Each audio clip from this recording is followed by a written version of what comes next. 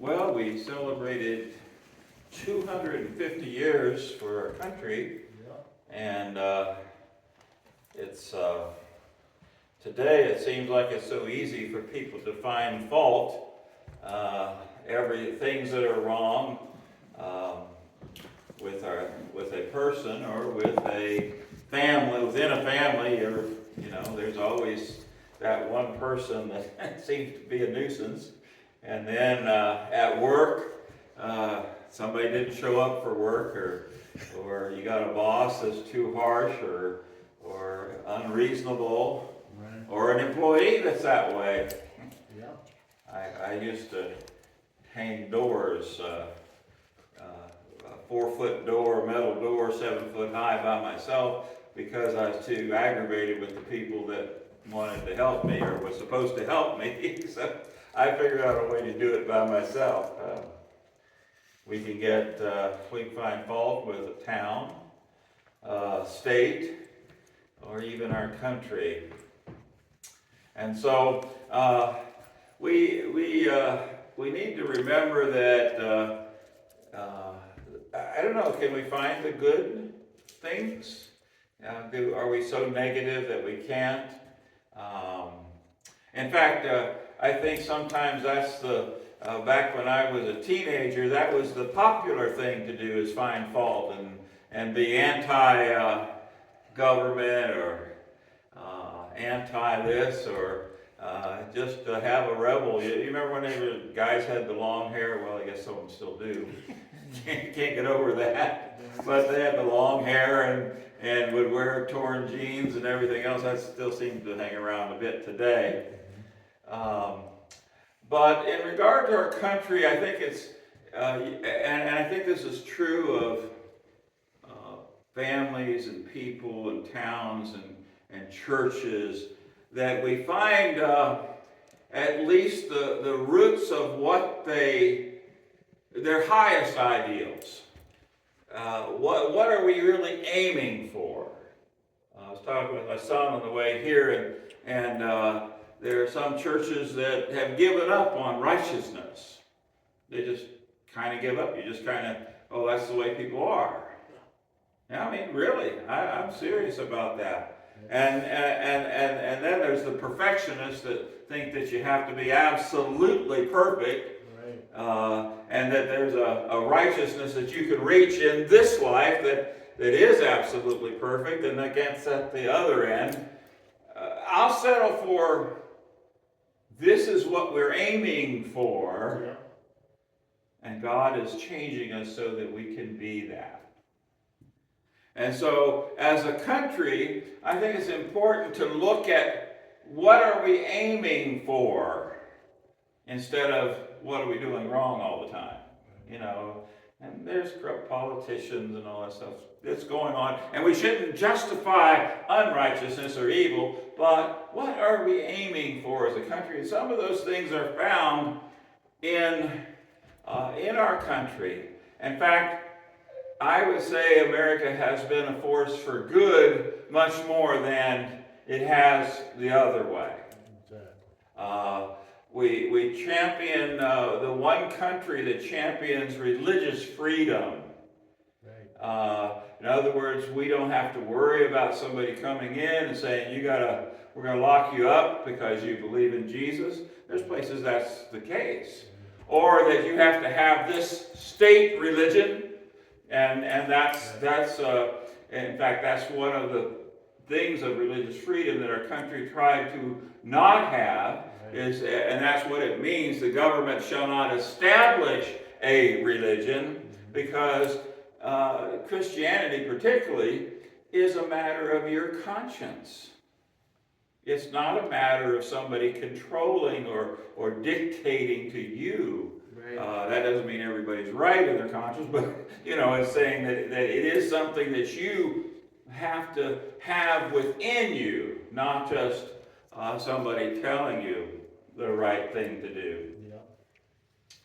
After World War II, and I go back to 53, so I'm not quite there at World War II, but after World War II, the United States spent billions of dollars rebuilding the countries we defeated. Yep, yep. Now, I don't think Russia's going to do that. No. The communist system is take, and so a few people get very comfortable, and the rest of them don't have anything. But we literally rebuilt Japan to where we compete with them. Sony and all those things. Germany has the cars. I mean, the Audi and the Mercedes, and you know, when they started after World War II, they built little tiny cars, and then they got a little bigger, and then they got sports cars, and now that's the expensive cars are from them. So we rebuilt. We spent billions of dollars helping them. We had, while we started out with slavery as a country, by the way, this is my patriotic message for the year, so if you haven't guessed, but we started out with slavery, but that was part of England. Right. Right? That was part of our colonial background, and so it had gotten embedded in our country to where economics were dependent upon it, some economics, and then some people, of course, had the prejudices that they had. Yeah.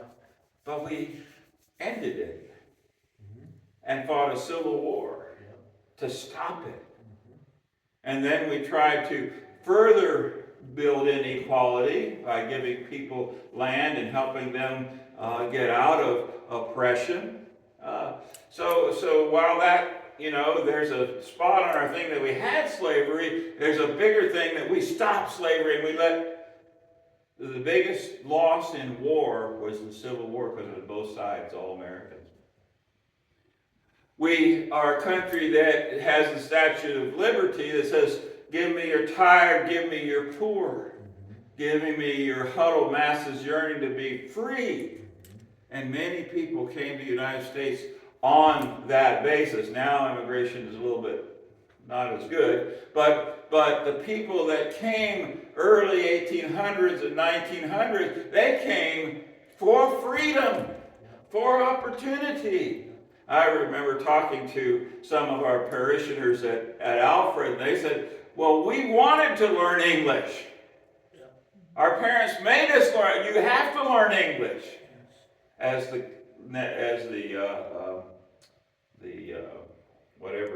language that most was used. We brought people from religious persecution, from war, from communist governments, from genocide. America, the United States, has freed more people than any nation that ever existed. And then we have our generous giving. More giving goes out of the United States than almost any country, well, per capita, probably any country in the world. Yeah. Medical missions, disaster relief, poverty relief, education, Christian ministries, international humanitarian work. And then I think we supported Israel whenever nobody else was there. Great. And so we can appreciate that. If you total up the major government, humanitarian, reconstruction, public health, and all the things that we spent, they said it's around $6 trillion. And if you add up a few more things, it comes to maybe more than, it's hard to add up what was given like from a church or missions or whatever, but they said $10 trillion has been given out from our country. Well, I said we have to get to the backbone or the basis of who we are, and I think that, and what I want to focus on today is three phrases that are embedded in our lives and in our Constitution and in our country. The first is, in God we trust. That's on your currency and coins. And then one nation under God. Where's that come from? The Pledge of Allegiance, right? And then the statement that all men are created equal. Where does that come from? Declaration of Independence. Well, let's start with the first one. We trust. In God we trust. My son and I made a little thing. We do some printing of, it's called 3D printing, and so you make plastic things and all whatnot. And so we put on around the rim of it, in God we trust. And we went on with it all the way around, so that it's in God we trust. But if you start a different place, it's trust in God. So it goes on and on. I just thought that was kind of cool. We didn't really intend that. It just happened that was the size, and we put it on there anyway. But faith is this trusting God. This faith is the basis of every Christian belief, every Christian standard, every Christian understanding. Salvation itself is dependent on trusting in God, believing in God. Without faith, it is impossible to please God. We're talking about something you can't physically see. For the most part, we don't audibly hear. Right. Something you can't touch or hold in your hand, and yet we believe. Yeah. Not that we don't have evidence. You know, if I had the Mona Lisa picture, which I don't know, that's famous, I wouldn't say, well, that just happened because somebody spilled paint on a thing. It was designed. And I love flowers. My wife grows them, and I love them. But anyway, and I dig them. No, not in the hippie sense. You dig it. No, I try to help where I can, and just the beauty that comes out of that, out of the dirt. Yes. You can't say, but God did it. Or if you look at a deer and a fawn, and just, or I used to think babies were ugly. I don't know, when I was a teenager, I used to think that, boy, they're ugly. Everybody says babies are good. Babies are beautiful. Yes, they are. And watching them grow and develop and learn, oh my goodness, it's fascinating. You look at the vastness of the universe, and we're a speck on a speck on a speck on a speck. We're so tiny. And yet God gives us joy and blessings and life and good food. I like that too. Maybe too much. Anyway, we have so many things to rejoice in and be happy in. Trust in God, faith in God. Without faith, it is impossible to please God. For by grace you're saved through faith, and that grace is not of yourselves; it is the gift of God, not as a result of works, so that no one will boast. For we are His workmanship. Yeah, we are His art piece. We are His developing design, We come out and we have our teenage rebellious years, and then somehow God gets a hold of us. Some don't ever have to go through that, but most do. And then God gets a hold of us, and He starts transforming us into the image that He wants us to be. And so we are His workmanship, created in good works, which God has prepared prepared before, and that we should walk in them, so we become His design. Trust in God with all your heart. Lean not on your own understanding. In all your ways acknowledge Him, and He will direct your path or make them straight. So this is a basis. Maybe we should look at every dollar bill and every coin and remind ourselves, yes, in God we trust. Second the second phrase is one nation under God. One nation under God. This helps us to remind us that whatever we do as a nation, whatever we do as a person, we're under God. Under His authority, under His rule, under His direction, within His care, guidance, and that He uses the situations we have, both our parents and our physical abilities, our appearance, our intellect. He uses all that for His glory if we let Him. Being under God, the pride that sometimes we oh, I did it. No, you didn't do it. There was this thing that I think it was Obama that said, you didn't build that building, or you didn't build that company. You didn't build that. And that was kind of a negative way of looking at it, because you did the work and you put up the money, you took the risk. Right. But when you're talking about God, you didn't build that. Right. You have nothing except by God's grace, by God's mercy, by God's opportunity, by God opening doors. I've been amazed all my life. I don't know why. I don't know why people like me. I don't. I mean, my boss in Florida hired me when I was working, well, full-time, preaching half-time or full-time, whatever it depended. But anyhow, I don't know what it was, but he opened every door for me to advance, and I was as dumb as dirt. I didn't know it was a construction company, and I didn't know the difference between a porta potty and a bathroom almost, not that bad. But anyway, I didn't know anything. I couldn't read plans. And yet, God gave me favor. And He was the one that said, well, anytime you need off, funeral, wedding, whatever, you tell me, and you're off. You're free, and I'll pay you. One time I had a wedding and a funeral, maybe I told you this, the same week.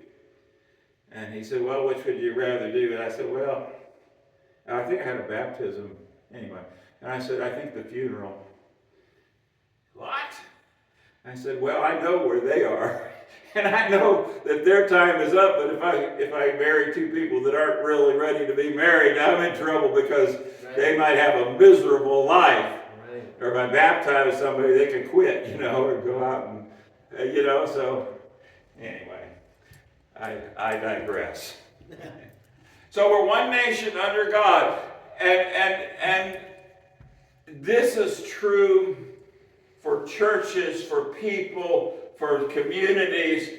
If my people who are called by my name will humble themselves and pray. At any point, Israel had sinned. They'd gone after idols. They had Moloch as one of their idols, and they would put their children in the arms of a burning fire, and how you could I can't even imagine that. But when they would turn back to God, of course, usually they had to get a little bit of punishment to get there. They had nations come in and take them over, and they couldn't find food to eat or whatever. God brought them back. Right. But if my people, and at any point, if you find yourself away from God, His arms are open to you, to our country. And that's why, as Christians, we need to be the prayingest people on earth. Yes. Because if Sodom and Gomorrah had had this many people, they wouldn't have been destroyed. This many people that are faithful. And so we need to be the faithful, praying ones, because we are the salt of the earth. We are the ones that preserve our community. We are the ones that witness of God. Mm-hmm. and show his righteousness are the lives and we live in the words we say. So if my people, which are called by my name, will humble themselves and pray and seek my face, seeking after him every day, and turn from their wicked ways, we can get those sins, those besetting sins, out of our lives. Then I will hear from heaven and will forgive their sin and heal their land.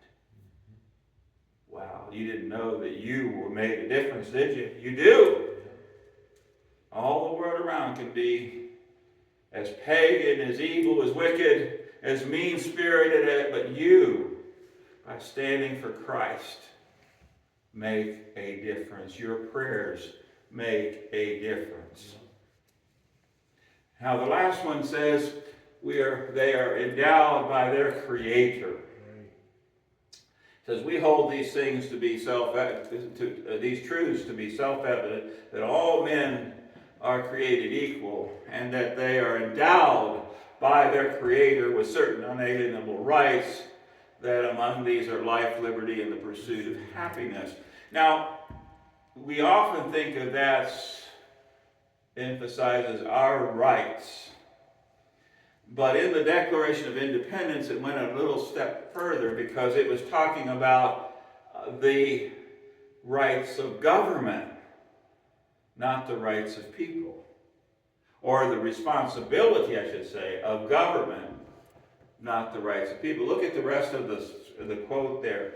That to secure these rights, governments are instituted among men, deriving their just powers from the consent of the governed. You see, this is limiting government and their exercising control that ends up to the hurt of people. That whenever any form of government becomes destructive of these ends, it is the right of the people to alter or abolish it. See, that's the Declaration of Independence. And that's what they were saying to the King of England. And to institute new government, laying its foundation on such principles and organizing powers in such form as to them shall seem most likely to affect their safety and happiness.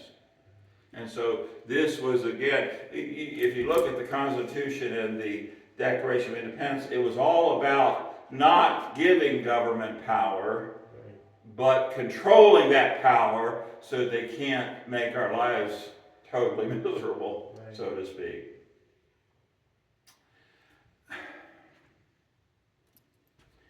However, part of their argument, let's see, it is showing the right of people to change their government, but part of their argument was the fact that each person is created in the image of God. And so, and that's in the Bible. That's direct from Genesis 1:26 and 27. It says, and then God said, let us make mankind, in our image and after our likeness, and let them have dominion over the fish of the sea and the fowls of the air, or the fish of the sea, the fowls of the air, and the livestock, and over all the earth, and over every creeping thing that creeps on the earth. So God made mankind in his image. In the image of him, he created him. Male and female, he created them. Every one of us represent the image of God. That's why you never say a baby's ugly, because it's in the image of God. Some of us older folks aren't as ugly as we think we are. We're in the image of God. That's right. And that has meaning. That has something to say to us. We carrying the image of God means that we have potential for great good. We can read, we can study, we can pray, we can develop potential for good is tremendous, but also on the negative side, just like inventions, for every new invention, there's a danger. We used to, in our church years ago, they used to call it television, not television, because it would bring out the worst in us. And of course, the internet has every kind of potential for evil, and yet, wow. Every time a doctor says something, my son goes on the internet and says, well, what does that mean? Right. And what do I need to do about it? Is he right? No, you got so much potential there. And people have used their potential for evil. Oh, yeah. Every new form of tyranny, every war, every imaginable torture that can be imagined have been imagined in the minds of people. Yeah. Being in the image of God is carrying that image means that every person that you meet, whether you like them or not, whether they irritate you to death or they don't, they too are in the image of God. Mm-hmm. And we need to have that respect, that they intrinsically have infinite beauty. They do. Every person. Because they're in the image of God. Now, they may be using that wrongly, but they have value, they have dignity, they deserve our respect. While you disagree with somebody, you still need to have a certain level of respect for that person. They may be the scum of the earth, but you still have to have that respect, not for what they do, but how they're created. As fallen creatures, well, one other thing I want to mention, they also, with the image of God, as we carry the image of God, we have a tremendous witness of His glory. We do. We can. And that responsibility to come out of that tarnish that sin has developed, to be that shining city on a hill, that witness. This is the glory of God in me.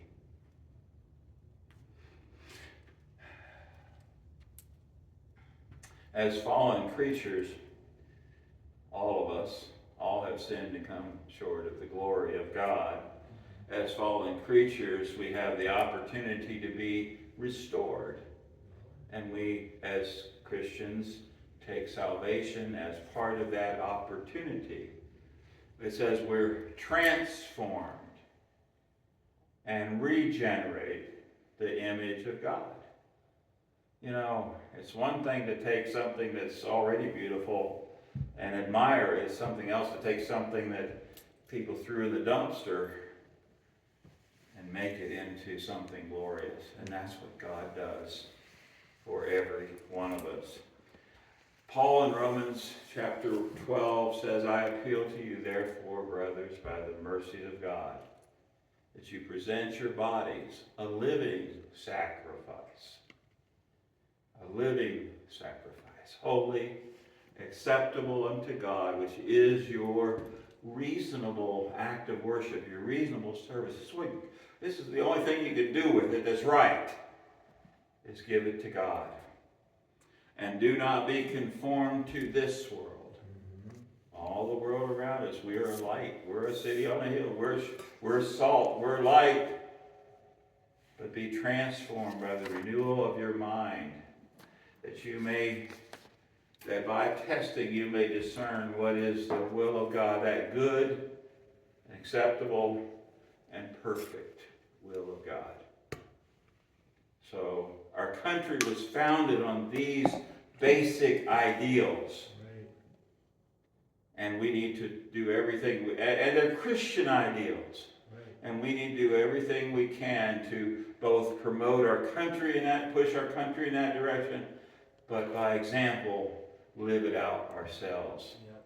And we can do that in Jesus Christ. It's not you, but Christ in me is the hope of glory. So, anyway, God bless you and happy 4th of July, 250 years. And who's our first president? George Washington. No, it wasn't George Washington. There were 7 before that were under the Articles of Confederation. He was the first president under our current